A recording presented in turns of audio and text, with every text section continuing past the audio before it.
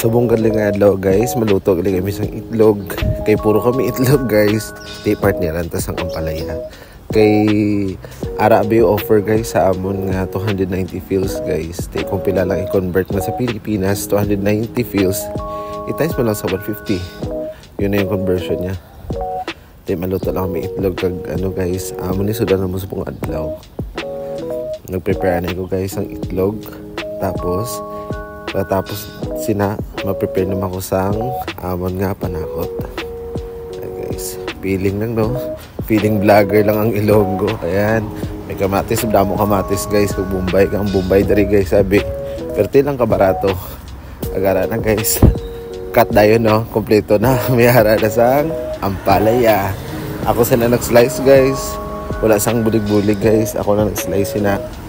Ara ready ng itlog. Pag may panakot na ina. Kag partneran to sang bulad. Ay kanamit guys ang kauga. Sang aton nga ha.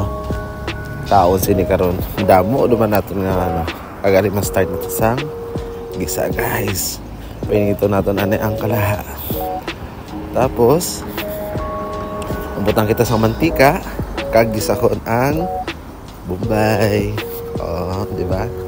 Kadasig lang sang magluto sa kapalaya nga maitlog. Patyagan mo no. Bilang OFW guys. Ay, kabalo dapat na magtipid no.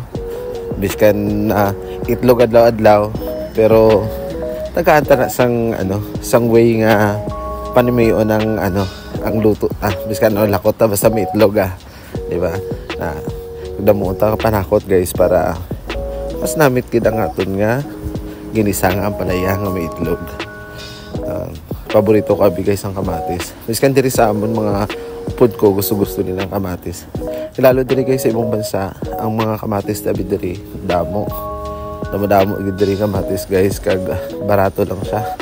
Pero kung i-convert mo sa Pinas ati mahal gyud siya batyagon Pero nami lang kay ga-sale man sila.